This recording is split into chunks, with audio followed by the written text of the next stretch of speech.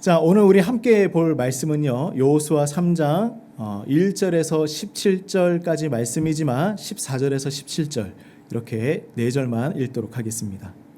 우리 한 절씩 교독하겠습니다. 백성이 요단을 건너려고 자기들의 장막을 떠날 때에 제사장들은 언약궤를 메고 백성 앞에서 나아가니라. 오늘은 시계는 항상 언덕에 넘치더라. 궤를 맨 자들이 요단에 이르며 궤를 맨 제사장들의 발이 물가에 잠기자. 곧 위에서부터 흘러내리던 물이 그쳐서 사르단에 가까운 매우 멀리 있는 아담 성읍편들에 일어나 한 곳에 쌓이고 아라바의 바다 여매로 향하여 흘러가는 물은 온전히 끊어짐에 백성이 여리고 앞으로 바로 건널세. 여호와의 언약궤를 맨 제사장들은 요단 가운데 마른 땅에 굳게 섰고 그 모든 백성이 요단을 건너기를 마칠 때까지 모든 이스라엘은 그 마른 땅으로 건너갔더라. 아멘. 아멘. 감사합니다. 우리 한번 같이 고백해 봅시다. 하나님께서 나의 삶에 일하실 타이밍. 네, 하나님께서 나의 삶에 일하실 타이밍. 우리가 이렇게 이 땅 가운데 살아가면서 좀 질문하고 싶은 것들이 항상 있어요. 그죠? 하나님 앞에서 물어보고 싶은 것들이 참 많이 있는데, 하나님 나의 삶에도 일을 하고 계십니까? 라는 질문이죠. 하나님 나의 삶에도 일을 하고 계십니까? 미국의 베들레헴 침례교회 존 파이퍼 목사님이라는 분이 있습니다. 그래서 존 파이퍼 목사님이 이런 이야기를 했어요. 어떤 이야기냐면, 하나님께서 나를 위해 일하신다는 것은 내가 그 일을 할 수 없는 것이다 라는 거예요. 내가 그 일을 할 수 없기 때문에 하나님께서 일하신다라는 것이죠. 그래서 이 목사님께서 성경구절 11구절을 이렇게 뽑으시면서 하나님께서 일하시는 방법에 대해서 몇 가지를 나누어 주셨습니다. 그래서 우리가 이 말씀을 보면서 하나님은 어떻게 우리 가운데 일을 하고 계실까? 우리 11가지를 한번 좀 살펴보길 소망해요. 자, 이사야서 64장 4절 말씀을 보면요, 이렇게 얘기하고 있죠. 주 외에는 자기를 앙망하는 자를 위하여 이런 일을 행한 신을 옛부터 들은 자도 없고 귀로 들은 자도 없고 눈으로 본 자도 없다. 하나님께서는 누구를 위하여서 일하시냐면 앙망하는 자들 위해서, 하나님을 갈망하고 하나님을 바라고 하나님을 원하며 그렇게 소망하는 자들을 위해서 일을 하고 계시는데, 우리 사도행전 17장 25절 말씀 요거 같이 한번 읽어볼까요? 자, 시작. 또 무엇이 부족한 것처럼 사람의 손으로 섬김을 받으시는 것이 아니니 이는 만민에게 생명과 호흡과 만물을 친히 주시는 이심이라. 무엇이냐면 만민에게 무엇을 주신다고요? 생명과 호흡과 만물을 친히 주시는 하나님이십니다. 자, 마가복음 10장 45절 볼까요? 여기는 뭐라고 하고 있냐면, 섬기려 하고 자기 목숨을 마는 사람의 대속물로, 그러니까 섬기시고 대속물로 주시는 하나님. 자, 역대하 16장 9절도 한번 보겠습니다. 전심으로 자기에게 향하는 자들을 위해서 무엇 하십니까? 능력을 베푸시는 하나님. 하나님은 능력을 베풀어 주십니다. 자, 시편 50편 15절 말씀을 볼까요? 내가 너를 어떻게 하신다고요? 건지리니. 건지시는 하나님 역사하시는 것이죠. 이사야 46장 4절 말씀을 볼까요? 내가 너희를 어떻게 백발이 될 때까지 어떻게 한다고요? 품을 것이다. 놀랍죠? 내가 너를 업고 품고 구하겠다. 놀랍습니다. 고린도전서 15장 10절 말씀 볼까요? 뭐예요? 내가 한 것이 아니요 오직 나와 함께 하신 하나님의 뭐예요? 은혜다. 나를 향하여서 하신 모든 것들은 하나님의 은혜로 이루어지는 것입니다. 자, 시편 127편 1절 뭐예요? 집을 세우지 아니하시면 세우는 자의 수고가 헛되며 하나님은 우리의 가정을 세우신다. 나를 세워주신다 라는 것입니다. 자, 베드로전서 4장 11절 이것도 볼까요? 뭐예요? 하나님이 공급하시는 힘으로 하는 것. 하나님은 공급하시는 하나님이시다. 자, 빌립보서 2장 12절에서 13절 뭐예요? 너희 안에 행하시는 일. 그러니까 하나님께서는 우리 안에 행하시는 하나님이십니다. 근데 무엇을 줄까요? 소원을 주시는 거예요. 소원을 두고 행하게 하신다. 자, 고린도전서 3장 6절에서 7절 말씀 보면 이렇게 얘기하시죠. 뭐예요? 하나님께서 자라나게 하신다. 하나님은 자라나게 하는 방법으로 이 일들을 행하고 있다라는 것입니다. 하나님께서 우리를 향해 일하시는 방법은 너무나 다양해요. 그죠? 너무나 많은 방법들이 있습니다. 이 모든 하나님의 일하심이 우리의 삶에 적용되기를 주님의 이름으로 축복합니다.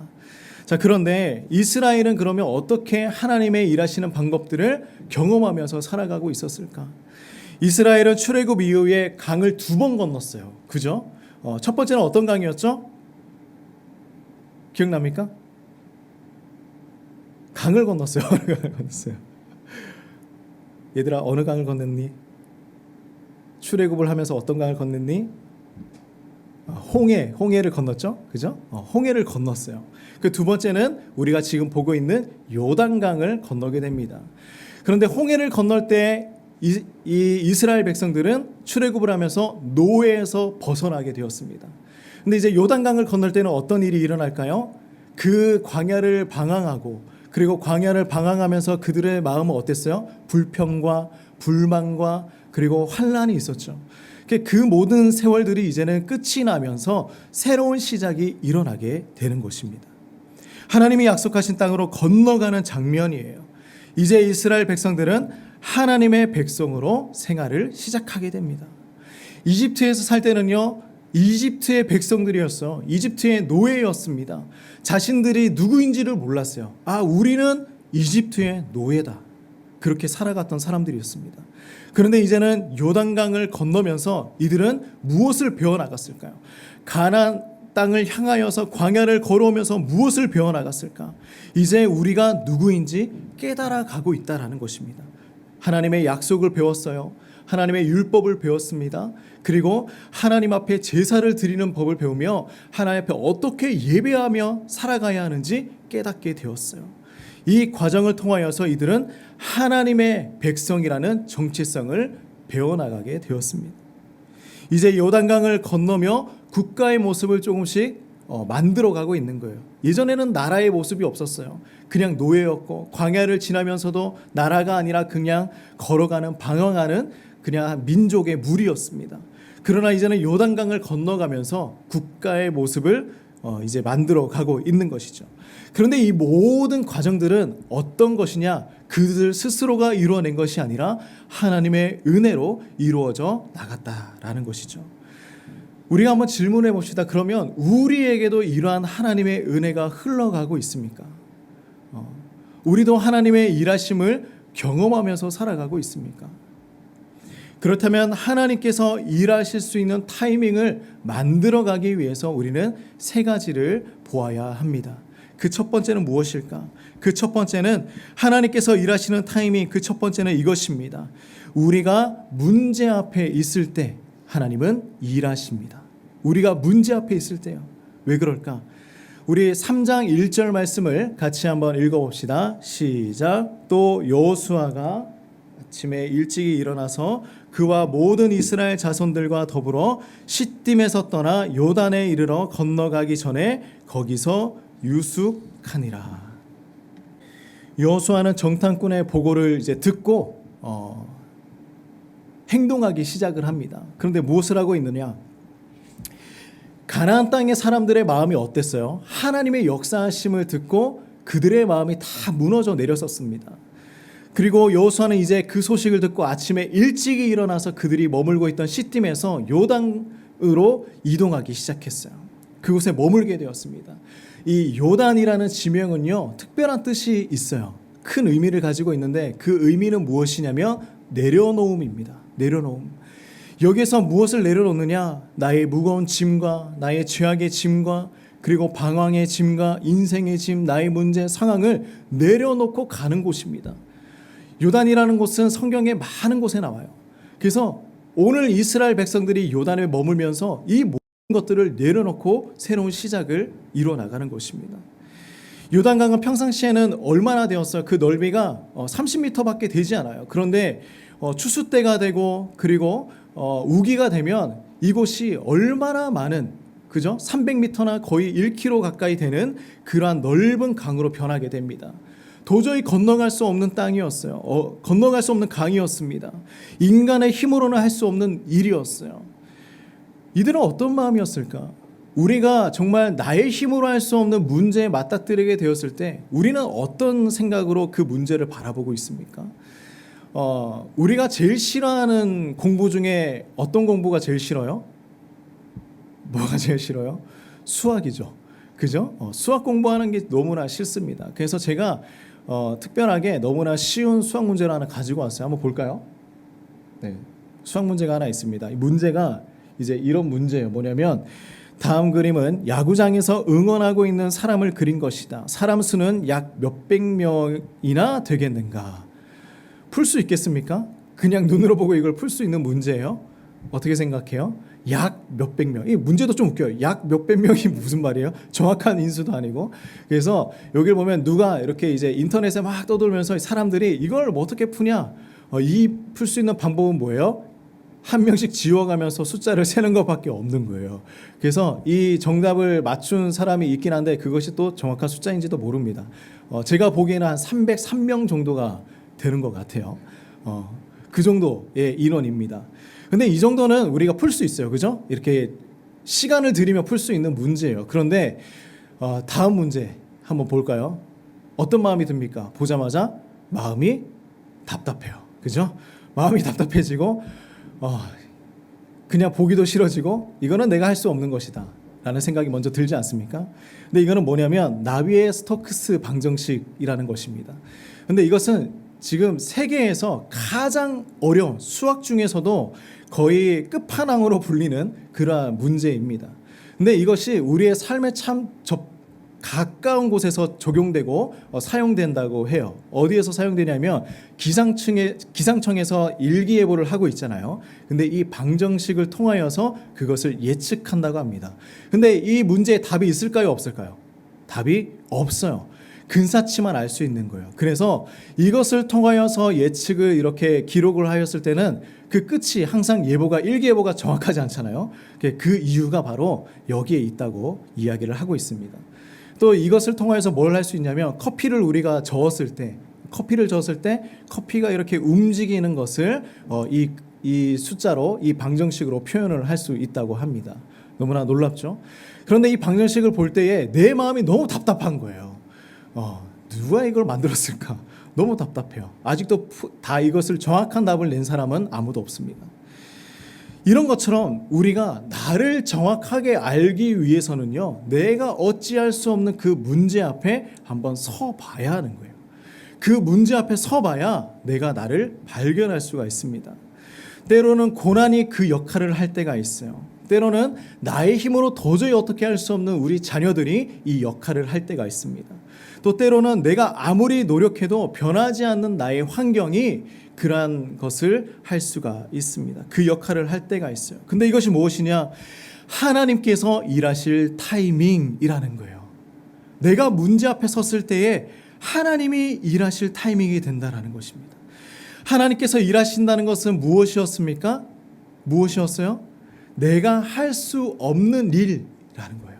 내가 할 수 없을 때에 하나님께서 일하신다. 우리의 삶에 하나님께서 일하실 이 타이밍이 수도 없이 늘어나기를 주님의 이름으로 축복합니다. 그런데 강을 건너기 위해 요단 앞에서 머물면서 이스라엘 백성들은 무엇을 하고 있었을까? 우리 2절 말씀을 같이 한번 읽어봅시다. 시작. 사흘 후에 관리들이 진중으로 두루 다니며 3일간 이 이스라엘 백성들은 요단 앞에서 강을 바라보고 있었을 거예요. 근데 참 많은 생각이 들지 않았을까요? 강을 어떻게 건너지? 이들은 아직 알 수 없었어요. 강을 어떻게 건너지? 물론 이야기는 들었습니다. 언약궤를 메고 강으로 들어가라. 근데 어떻게 들고 들어가? 그 험난한 강을 어떻게 들어갈 수 있을까? 3일이 아니라 며칠 더 기다려서 좀 물이 적어졌을 때 우리가 건너야 되는 것은 아닌가? 아니면 배를 만들어서 건너가야 하는 것은 아닌가? 그러나 그들에게 이렇게 강을 바라보고 있을 때에 딱 두 가지 단어가 떠올랐을 것 같아요. 뭐냐면 첫 번째는 불가능이란 단어. 나는 할 수 없겠구나. 근데 두 번째 드는 단어가 있었을 거예요. 하나님의 능력. 그것이 떠오르지 않았을까요? 3일간의 시간을 머물면서 그들은 하나님을 생각하는 방법을 배웠습니다. 내가 감당할 수 없는 문제 앞에 서게 되니까 하나님을 생각하게 되는 거예요. 내가 감당할 수 없는 상황 앞에 서니까 하나님을 의존하게 되는 것입니다. 내가 감당할 수 없는 환경 앞에 서니까 하나님께 의탁하게 되는 거예요. 그죠? 그래서 우리가 문제 앞에 서봐야 하는 것입니다. 이제 하나님께서 일하실 타이밍이 찾아오고 있는 거예요.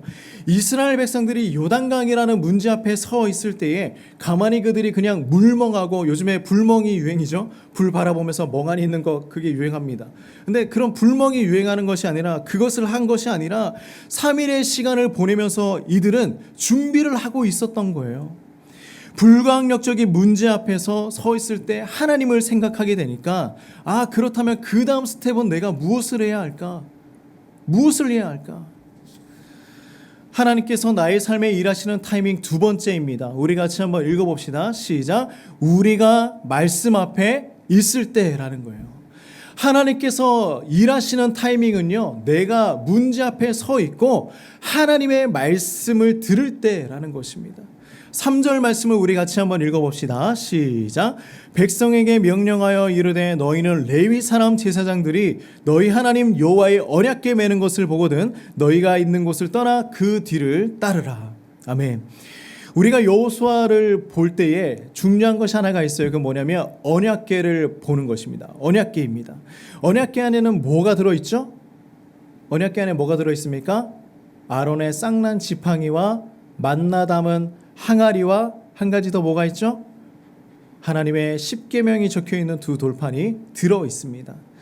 근데 이 언약궤라는 것은요, 그 성막 안에, 지성소 안에 있을 때에 아주 중요한 역할을 하는 것이 하나가 있었습니다. 그게 뭐냐면 제사장이 양의 피를 뿌려서 모든 죄에 대해서 용서를 받을 때에 이 언약궤가 사용되었습니다. 나의 죄됨을 알고 하나님의 은혜를 갈망하는 곳이었어요. 우리가 하나님보다 앞장설 수 없는 이유가 바로 이거예요. 뭐냐면 하나님의 자비하심이 필요하고요, 하나님의 긍휼하심이 필요하고요, 하나님의 용서하심이 필요한 곳이 바로 이곳이었습니다. 은혜가 베풀어지는 자리이죠. 그래서 이 언약궤가 중요합니다. 하나님께서 앞장서시는 이유가 이거예요. 우리는 연약하고요, 우리는 죄됨이 있고요, 우리는 긍휼이 필요한 사람들이에요. 그래서 우리는 하나님의 말씀보다 앞장서서 걸어갈 수가 없는 사람들이기 때문입니다. 그래서 이 이스라엘 백성들은 언약궤를 따라가며 무엇을 했을까? 4절 말씀 같이 한번 읽어봅시다. 시작. 그러나 너희와 그 사이 거리가 2000규빗쯤 되게 하고 그것에 가까이 하지는 말라. 그리하면 너희가 행할 길을 알리니 너희가 이전에 이 길을 지나보지 못하였음이니라 하니라. 아멘. 이스라엘 백성들은요, 제사장이 그것을 들고 앞으로 나아가면 언약궤와 얼마나 거리가 두어야 됩니까? 2000규빗이에요. 근데 2000규빗은 거리가 얼마냐면 900m 정도 되는 거리입니다. 우리가 가시적으로 볼 수 있는 가장 그 거리가 900m, 한 1km 정도 된다고 이야기를 하고 있어요. 근데 이 거리를 두고 따라가야 한다는 것은 우리에게 엄청나게 중요한 메시지를 하나 주고 있습니다. 그것은 무엇이냐면 하나님의 말씀보다 앞장서지 말라는 거예요. 뒤에 서 있어라. 하나님의 말씀을 너희가 뒤를 따라가라. 그래야 행할 길이 보인다. 그래야 가야 할 길이 보인다. 왜 그럴까요? 하나님은 우리가 정말 그 하나님보다 앞서서 행하게 되면요, 여기 오늘 말씀에 뭐라고 하고 있냐면 우리가 한 번도 그 길을 지나보지 못한 길이기 때문이라고 얘기하고 있어요. 우리는 한 번도 가보지 않았어요.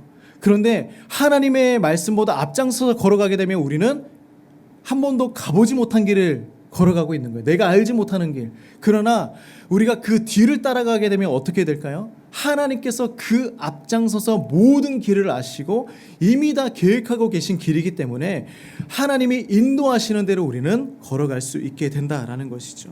이것이 하나님의 약속의 땅으로 들어가는 하나님만의 독특한 방법입니다. 우리는 하나님 앞에 서서요, 그냥 하나님 앞에 서서 하나님 얼굴과 대면하면서 살아가는 사람들이 아니에요. 뭐냐면 하나님의 그 앞에 서서 하나님의 말씀을 듣는 사람들이 되어야 하는 것입니다.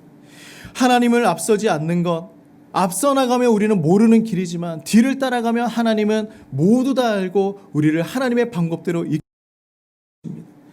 하나님은 우리에게 너무나 놀라운 진리를 알려주고 있는 거예요. 그래서 하나님의 말씀을 뒤따르며 우리가 해야 할 일은 이런 것이었습니다. 5절 말씀 볼까요? 이스라엘 백성들에게 명령합니다. 시작. 여호수아가 백성에게 이르되 너희는 자신을 성결하게 하라. 여호와께서 내일 너희 가운데에 기이한 일들을 행하실 것이다. 이들에게 명령하는 건 뭡니까? 성결하게 하라. 너희를 거룩하게 하고 정결하게 하라는 것입니다. 그래야 내일 내가 기이한 일을 너희에게 보여주겠다라고 말씀을 하고 있는 것이죠. 하나님의 일하시는 방법은 너무나 독특한 것 같아요. 요단강을 건너며 전쟁해야 되잖아요. 그 땅에 있는 민족과 전쟁하면서 싸워야 하잖아요. 그런데 하나님의 말씀 뒤에 서서 따라 걷고요, 스스로 거룩하고 정결하게 너희를 준비하고 있어라 라고 이야기하고 있습니다. 놀랍지 않습니까? 약속의 땅으로 들어가기 위한 준비는요, 정말 멋진 장비도 아니에요. 멋진 무기도 아닙니다. 그리고 수많은 인원들도 아니었어요. 군대가 많으면 얼마나 좋을까요? 그죠? 그러나 그것도 아니었습니다. 하나님의 백성의 가장 기본적인 방법은요, 하나님 앞에 예물을 많이 갖다 드리는 것이 아니에요. 옛날부터 우리가 불러왔던 찬양이 뭐예요? 돈으로도 못 가요 하나님 나라 아닙니까? 그러니 하나님이 원하시는 성도의 기본 자세는요, 거룩함과 경건함이었어요. 예전부터 그랬습니다. 하나님 앞에 뭔가를 많이 드리는 것이 아니었어요. 내가 하나님 앞에 어떻게 살아가는가. 우리가 헌금으로 믿음을 측정하지 않았으면 좋겠습니다. 그죠? 요즘 헌금으로 직분을 사는 곳이 얼마나 많이 있습니까? 그게 아니라는 거예요. 하나님께서 일하심을 목격하기 위한 성도의 기본 자세는 무엇이었냐면 하나님의 말씀에 뒤를 따라 걷는 것. 그죠? 그리고 거룩함과 경건함을 지켜나가는 것, 유지해나가는 것, 이것이 성도의 기본 자세였습니다. 이제 하나님의 놀라운 일하심을 목격할 준비가 되셨습니까? 우리 6절 말씀도 같이 한번 읽어봅시다. 자, 시작. 여호수아가 또 제사장들에게 말하여 이르되 언약궤를 메고 백성에 앞서 건너라 하매 곧 언약궤를 메고 백성에 앞서 나아가니라. 아멘. 여호수아가 제사장들에게 이야기했어요. 언약궤를 메고 백성들 앞에 서서 너희는 걸어가야 합니다. 그런데 이 제사장들이 바로 언약궤를 메고 백성들 앞서 나가는 거예요. 우리가 성경을 가만히 보면 중요한 내용은요, 계속해서 반복해서 나오는 거예요. 성경 보면 항상 그렇지 않습니까? 중요한 내용은 반복해서 나옵니다. 우리 3절 볼까요? 3절 말씀에 보면 이렇게 있어요. 뭐냐면 언약궤를 메면 너희는 뒤를 따라간다. 6절 말씀에도 언약궤를 메고 백성의 앞서 나아가니라. 11절 말씀을 보면요, 주의 언약궤가 너희 앞에서 요단을 건너가나니. 14절 말씀도 보면 제사장들은 언약궤를 메고 백성 앞에 나아간다. 언약궤가 앞서야 한다는 것을 계속해서 이야기하고 있는 거예요. 멋있습니다. 군대가 앞장서는 것이 아니에요. 군인이 앞장서는 것이 아니에요. 누가 앞장섭니까? 예배자가 앞장서 있는 것입니다. 레위 제사장들은 하나님 앞에 예배하는 사람들이었어요. 그죠? 우리의 삶을 인도하시는 분, 우리 인생을 인도하시는 분은 하나님이시다라는 것을 정확하게 보여주는 대열입니다. 그 앞에 서 있는 것은 언약궤를 맨 제사장들이었어요. 군인들이 아니었다는 것입니다. 예배자가 그 앞에 서 있는 것입니다. 다른 어떤 활동보다 우리는 하나님을 하나님 되게 하는 예배자로 나아가야 합니다. 최선을 다해서 노력하기 전에 우리는 하나님의 말씀 앞에 서 있어야 해요. 기도해야 합니다. 하나님보다 앞서가지 않아야 하는 것이죠. 그러면 그때 하나님은 일하시기 시작합니다. 9절 말씀 볼까요? 뭐라고 하고 있냐면 여호수아가 이스라엘 백성들에게 이야기해요. 이리 와서 너희 하나님 여호와의 말씀을 들어라. 말씀 먼저 들어라 라고 이야기하고 있는 거예요. 그리고 10절 뭐라고 하십니까? 너희가 살아계신 하나님께서 그 땅에 있는 가나안 족속들을 다 쫓아내실 것이다. 다 쫓아내실 것이다. 말씀 듣고 나아가면 하나님이 이제 일하시겠다. 문제 앞에 서 있는 너희들을 위하여서, 그것을 해결하기 위해서, 말씀 앞에 서 있는 너희를 위해서 내가 이제 행동하겠다라는 거예요. 하나님은 구체적으로 약속하신 것을 어떻게 하실까요? 구체적으로 실행하십니다. 이제 이스라엘 백성들이 하나님의 말씀을 듣고요, 하나님께서 일하시도록 다음과 같이 합니다. 세 번째입니다. 우리 하나님께서 나의 삶에 일하시는 타이밍은 이것입니다. 같이 한번 읽어볼까요? 시작. 우리가 순종 앞에 있을 때입니다. 우리가 순종 앞에 있을 때. 우리 14절 15절 말씀이에요. 같이 한번 읽어봅시다. 시작. 백성이 요단을 건너려고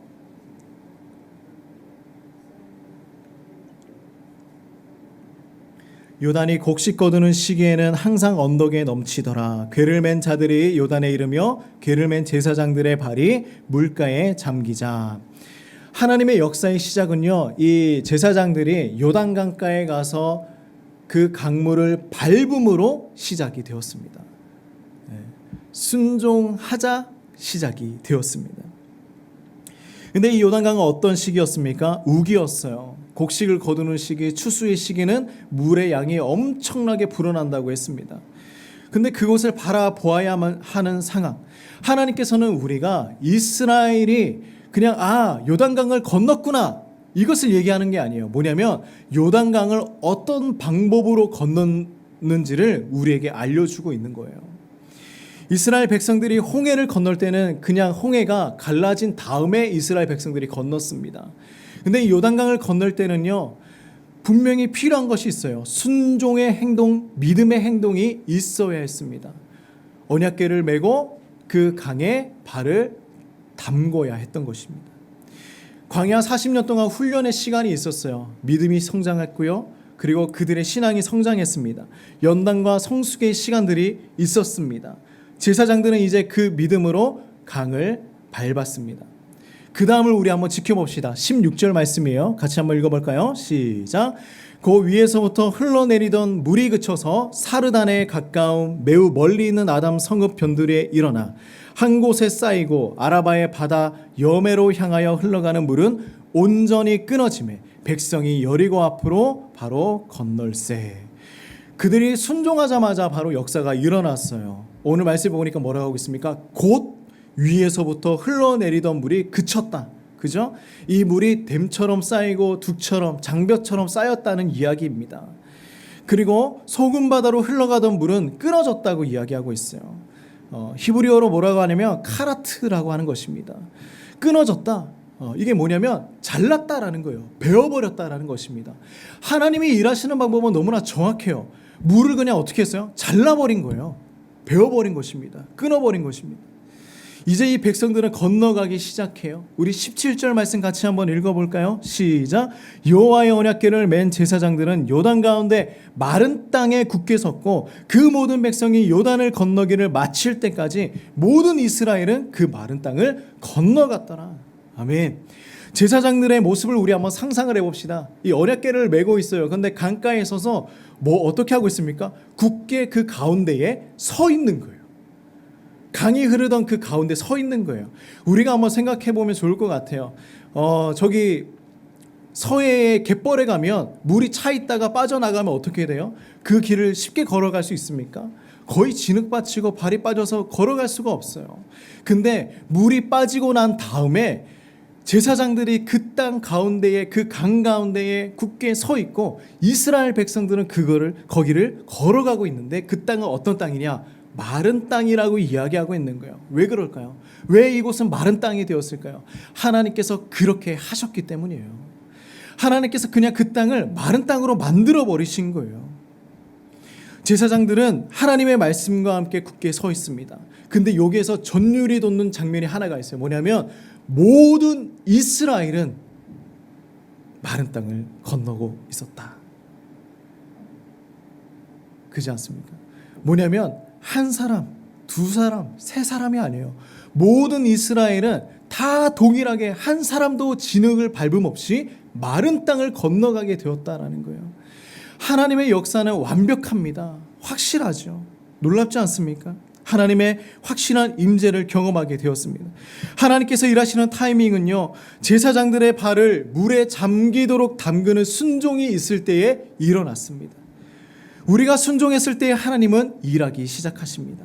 무슨 이야기냐? 하나님 앞에서 우리가 할 수 있는 것은요, 순종하는 것밖에 없다라는 거예요. 요단강이 마른 땅으로 변한 이유는요, 하나님께서 기적을 베풀어 주셨기 때문입니다. 하나님의 언약궤가 그 가운데에 들어갔기 때문입니다. 하나님의 임재가 있었기 때문입니다. 실제적인 능력을 보여주신 분은 하나님이신 거예요. 제사장들은 순종했을 뿐입니다. 우리의 신앙생활도 마찬가지예요. 우리는 계속해서 나의 신앙을요, 행위로 증명하려고 하는 거예요. 나의 신앙을 행위로 증명하려고 해요. 주일 예배 잘 나오는 거, 새벽 예배에 나가서 기도하는 거, 헌금 잘하는 거, 11조 하는 거, 이런 것들을 통하여서 우리의 신앙을 증명하려고 합니다. 그런데 하나님이 원하시는 건 그런 것이 아니에요. 제발 헌금 많이 하지 않으시길 바랍니다. 헌금 많이 한다고 나의 신앙이 증명되는 것이 아니에요. 하나님에게 정말 중요한 것은 무엇이냐면 나의 삶과 나의 중심을 하나님 앞에 어떻게 드리느냐라는 것입니다. 우리가 할 수 있는 것은 순종이라는 것입니다. 순종이에요. 신앙생활은 나의 삶 전체를 품고 있는 것입니다. 그래서 우리는 다음 질문을 던지면서 살아가야 합니다. 우리가 누구 앞에 서 있느냐라는 거예요. 우리가 누구 앞에 서 있느냐. 우리가 문제 앞에 서고 말씀 앞에 서 있는 이유는요, 우리가 하나님 앞에서 살아가자는 거예요. 하나님 앞에서 살아가자. 요한복음 14장 6절 말씀에 뭐라고 하고 있습니까? 내가 곧 길이요 진리요 생명이니 나로 말미암지 않고는 아버지께로 나올 자가 아무도 없다라고 말씀하시지 않습니까? 우리가 얼마나 예수님에게 집착하며 살아가고 있는가. 우리 문어 빨판 아시죠? 그죠? 문어 빨판 얼마나 흡착력이 좋습니까? 그 빨판처럼 예수님에게 붙어서 살아가라는 것입니다. 우리 주님은 포도나무가 되고 나는 가지가 되어야 하는 것 아니겠습니까? 성경에서 보면요, 거룩과 성결과 성화에 대해서 이야기를 할 때는요, 단 한 번도 종교적인 열심, 그죠? 교회 생활에 대해서 언급한 것이 단 한 군데도 없어요. 중심을 드리라고 얘기하지 않습니까? 마음을 드리라고 얘기하지 않습니까?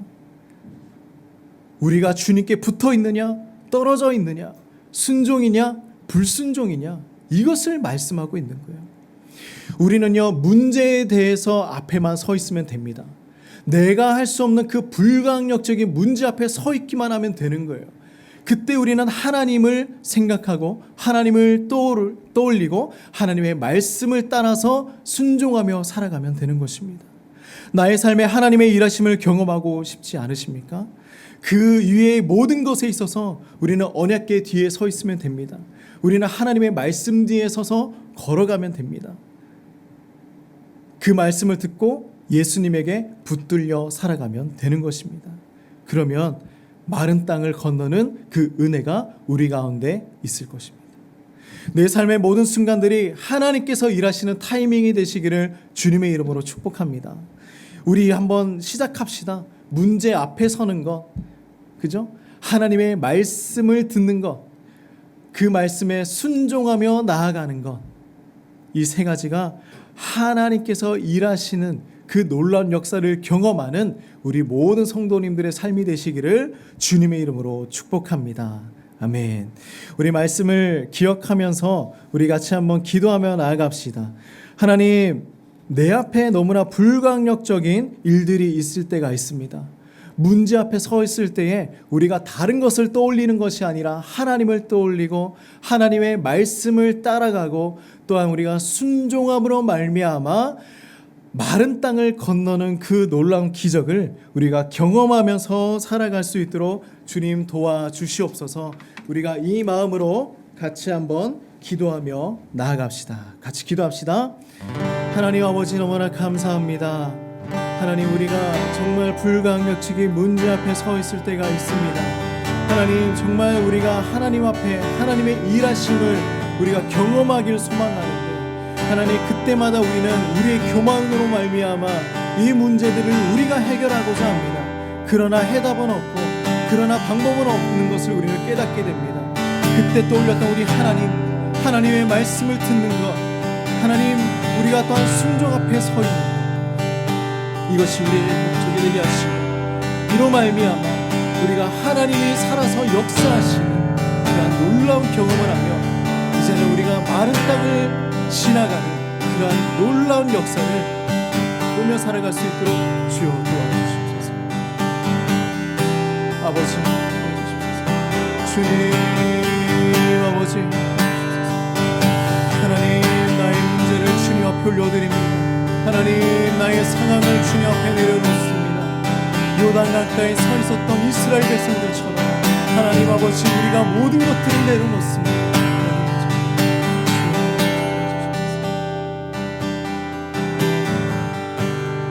하나님 아버지 참으로 감사합니다. 우리를 위하여서 날마다 일하시는 그 하나님을 경험하길 간절히 소망합니다. 하나님, 우리의 교만과 우리의 자랑을 모두 다 내려놓게 하시고 오직 주님 앞에서 겸손함으로 하나님 문제 앞에 서서 하나님을 생각하고 또 아버지 하나님의 말씀 앞에 서고 우리가 순종 앞에 섬으로 하나님의 놀라운 역사를 경험하는 우리 모든 성도님들 될 수 있도록 축복하여 주시옵소서. 예수님의 이름으로 간절히 기도드립니다. 아멘. 우리 한번 자리에서 일어나서 우리 이 찬양으로 주님 앞에 나아갑시다. 나의 소망 되신 주를 바라봅니다. 주를 바라봅니다.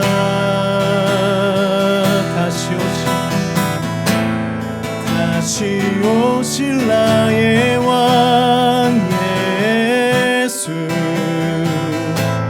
주를 기다립니다. 나의 소망 되신 주,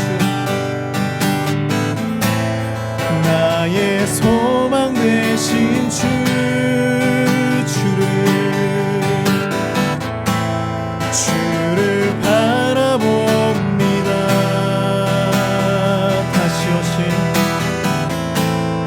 다시 오실 나의 왕 예수, 주를 기다립니다. 밤이나 낮이나 밤이나 낮이나 어제나 오늘도 영원히 주만 찬양해. 괴롭고 슬플 때 낭만하여 넘어져도 언제나 주만 찬양하겠네. 밤이나 낮이나 어제나 오늘도 영원히 주만 찬양해.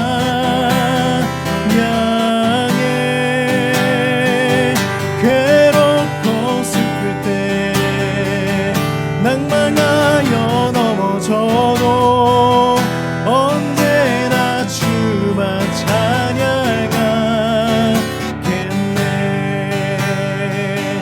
밤이나 낮이나 어제나 오늘도 영원히 주만 찬양해. 괴롭고 슬플 때 낭망하여 넘어져도 언제나 주만 찬양하겠네.